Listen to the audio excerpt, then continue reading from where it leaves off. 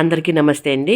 ఈ పూట మన వీడియో ఏమంటే, అమ్మ బ్యాగ్ సర్దుకొని ఎక్కడికో వెళ్తుందని అనుకుంటున్నారా? ఎక్కడికి లేదండి, పోవడానికి పుట్టినీళ్ళు కూడా లేదు కదా నాకు.